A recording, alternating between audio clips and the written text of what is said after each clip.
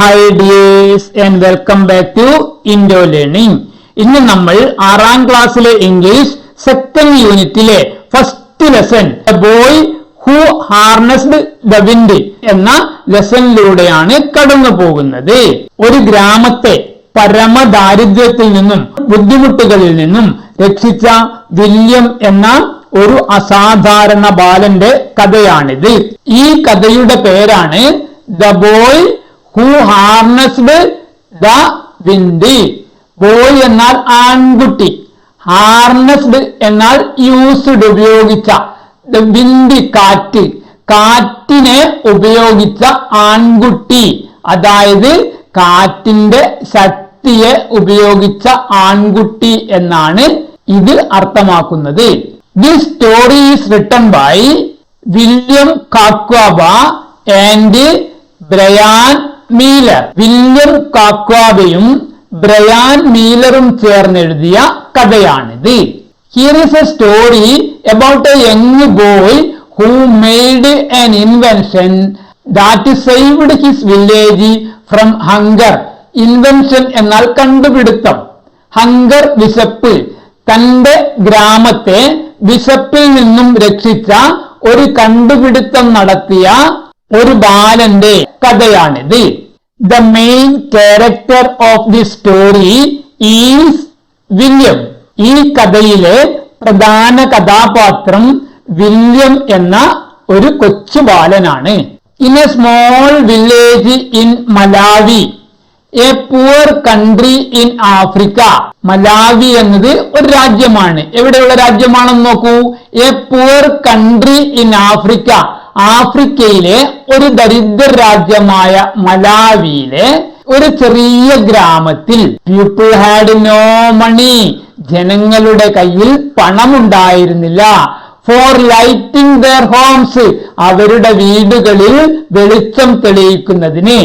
അതായത് മലാവിയിലെ ചെറിയ ഗ്രാമത്തിലുള്ള ജനങ്ങളുടെ കയ്യിൽ വീട്ടിൽ വെളിച്ചം തെളിയിക്കുന്നതിനുള്ള പണം പോലുമില്ലായിരുന്നു.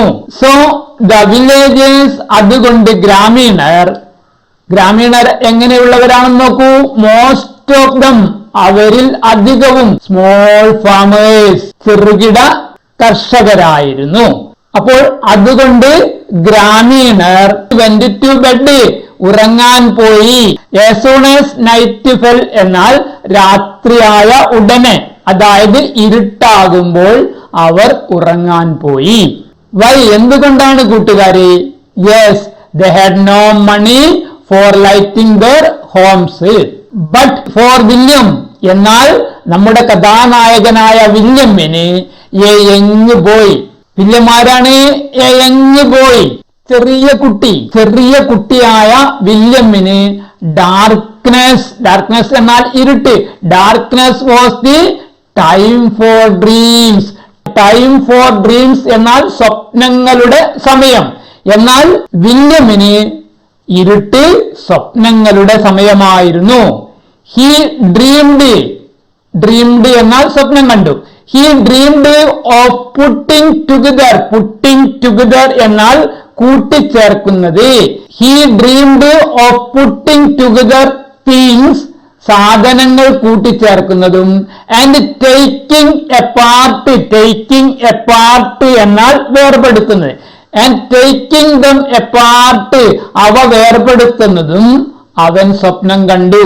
അതായത് വില്യം സാധനങ്ങൾ കൂട്ടിച്ചേർക്കുന്നതും അവ വേർപെടുത്തുന്നതുമാണ് സ്വപ്നം കണ്ടിരുന്നത്. ഉറങ്ങിക്കൊണ്ടുള്ള സ്വപ്നമല്ല അവൻ കണ്ടത്, ഉണർന്നുകൊണ്ടുള്ള സ്വപ്നമാണ്. He kept toy trucks with wheels made of bottle caps under his bed. Caps എന്നാൽ മൂടികൾ എന്നാണ് അർത്ഥം. ടോയ് ട്രക്സ്, കളിപ്പാട്ട ട്രക്കുകൾ, അവന്റെ ബെഡിനടിയിൽ കുപ്പിയുടെ മൂടികൾ കൊണ്ടുണ്ടാക്കിയ ചക്രങ്ങളുള്ള കളിപ്പാട്ട ട്രക്കുകൾ സൂക്ഷിച്ചിരുന്നു. He was fascinated by music he heard on the radio. Fascinated എന്നാൽ ആകൃഷ്ടനായി. അവൻ റേഡിയോയിൽ കേട്ട മ്യൂസിക് അഥവാ സംഗീതത്തിൽ ആകൃഷ്ടനായി അഥവാ അവനെ ആകർഷിപ്പിച്ചു. Where are the musicians and singers, എവിടെയാണ് മ്യൂസിഷ്യൻസ് സംഗീതജ്ഞരും ആൻഡ് സിംഗേഴ്സ് ഗായകരും, എവിടെയാണ് സംഗീതജ്ഞരും ഗായകരും ഉള്ളതെന്ന് ഹി വുഡ് വണ്ടർ, അവൻ അത്ഭുതപ്പെടുമായിരുന്നു. He would crack open old radios. Crack എന്നാൽ പൊട്ടിക്കുക എന്നാണ് അർത്ഥം. ക്രാക്ക് ഓപ്പൺ എന്നാൽ പൊട്ടിച്ച് തുറക്കുക. അവൻ പഴയ റേഡിയോകൾ പൊട്ടിച്ച് തുറക്കുമായിരുന്നു. എന്തിനാണ്? ടു ഫൈൻഡ് ദം, അവരെ കാണാൻ. ആരെ?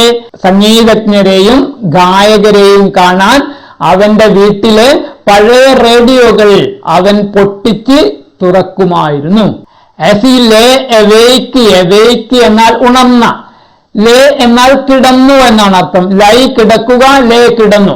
ആസ് ഹി ലേ അവേക്ക്, അവൻ ഉണർന്നു കിടന്നപ്പോൾ his grandpa's tales of music, grandpa എന്നാൽ അപ്പൂപ്പൻ, അവന്റെ അപ്പൂപ്പന്റെ ടെയിൽസ് ഓഫ് മാജിക് മാന്ത്രിക കഥകൾ flashed through his mind, flashed എന്നാൽ മിന്നി മറഞ്ഞു, ത്രൂ ഹിസ് മൈൻഡ് അവന്റെ മനസ്സിലൂടെ. അവൻ ഉണർന്നു കിടന്നപ്പോൾ അവന്റെ അപ്പൂപ്പന്റെ മാന്ത്രിക കഥകൾ അവന്റെ മനസ്സിലൂടെ മിന്നിമറിഞ്ഞു. Ghost dancers in the stories, ghost dancers പ്രേത നർത്തകർ, ഇൻ ദ സ്റ്റോറീസ് ആ കഥകളിലെ പ്രേത നർത്തകർ സീംഡ് ടു ടേൾ, ടേൾ എന്നാൽ കറങ്ങുക എന്നാണ്. ബിഫോർ ഹിസ് ഐസ്, ആ കഥകളിലെ പ്രേത നർത്തകർ അവന്റെ കൺമുമ്പിൽ കറങ്ങുന്നത് പോലെ അവന് തോന്നി. As William worked in the fields at dawn, dawn എന്നാൽ പ്രഭാതം, പ്രഭാതത്തിൽ വില്യം വയലുകളിൽ ജോലി ചെയ്യുമ്പോൾ he imagined he could see magical beings among the rows of maize. Imagined എന്നാൽ സങ്കൽപ്പിച്ചു എന്നാണ് അർത്ഥം. മാജിക്കൽ ബീയിങ്സ് മാന്ത്രിക ജീവികൾ. റോസ് ഓഫ് മെയ്സ്, മെയ്സ് ചോളമാണ്. റോസ് ഓഫ് മെയ്സ് ചോളം നിരകൾ. ചോളം നിരകൾക്കിടയിൽ മാന്ത്രിക ജീവികളെ അവന് കാണാൻ കഴിയുമെന്ന് അവൻ സങ്കൽപ്പിച്ചു. As trucks rumbled across the path, rumble എന്നാൽ ഇരുമ്പുക, ചീറിപ്പായുക എന്നാണ് അർത്ഥം. As trucks rumbled across the path, പാതയിലൂടെ അഥവാ റോഡിലൂടെ ട്രക്കുകൾ ഇരുമ്പി പാഞ്ഞു പോകുമ്പോൾ he wondered how their engines made them go. made go എന്നാൽ മുന്നോട്ട് കൊണ്ടുപോകുന്നത് എന്നാണ് അർത്ഥം. എങ്ങനെയാണ് അവയുടെ എൻജിൻസ് അവയെ, അതായത് ട്രക്കുകളെ മുന്നോട്ട് കൊണ്ടുപോകുന്നതെന്ന് അവൻ അത്ഭുതപ്പെട്ടു. Look where you throw your hoe, hoe എന്നാൽ തൂമ്പ എന്നാണ് അർത്ഥം, കൈക്കോട്ട്. ഹിസ് ഫാദർ വുഡ് ഷൗട്ട്, നോക്കൂ എവിടെയാണ് നിന്റെ തൂമ്പ എറിയുന്നത് എന്ന് അച്ഛൻ ശബ്ദത്തിൽ ചോദിക്കുമായിരുന്നു. Shaking him out of his dreamy thoughts, dreamy thoughts എന്നാൽ സ്വപ്ന ചിന്തകൾ. ഷെയ്ക്ക് ഔട്ട് തിരിച്ചു കൊണ്ടുവരിക. Shaking him out of his dreamy thoughts, അവന്റെ സ്വപ്ന ചിന്തകളിൽ നിന്നും അത് അവനെ തിരിച്ചു കൊണ്ടുവരുന്നു. But the magical beings of William's imagination could not bring rain. Imagination ഭാവന, സങ്കല്പം എന്നൊക്കെയാണ് അർത്ഥം. എന്നാൽ വില്യമിന്റെ ഭാവനയിലുള്ള സങ്കല്പത്തിലുള്ള മാന്ത്രിക ജീവികൾക്ക് മഴ പെയ്യിക്കാൻ കഴിഞ്ഞില്ല. Without water the angry sun scorched the fields. Scorch എന്നാൽ ചുട്ടു പൊള്ളിക്കുക എന്നാണ് അർത്ഥം. ഏംഗ്രി സൺ കോപാകുലനായ സൂര്യൻ. വെള്ളമില്ലാത്തത് കൊണ്ട് കോപാകുലനായ സൂര്യൻ വയലുകളെ പൊള്ളിച്ചു. The farmers' prayers for rain went unanswered. Unanswered എന്നാൽ ഉത്തരം ലഭിച്ചില്ല. പ്രേയേഴ്സ് പ്രാർത്ഥനകൾ ഫാമേഴ്സിന്റെ അതായത് കർഷകരുടെ മഴയ്ക്ക് വേണ്ടിയുള്ള പ്രാർത്ഥനകൾ ഉത്തരം കിട്ടാതെ പോയി. അതായത് അവരുടെ പ്രാർത്ഥനകളൊന്നും ഫലിച്ചില്ല. The rows of maize turned into dust. Dust എന്നാൽ പൊടി, ടേൺഡ് മാറി എന്നാണ് അർത്ഥം.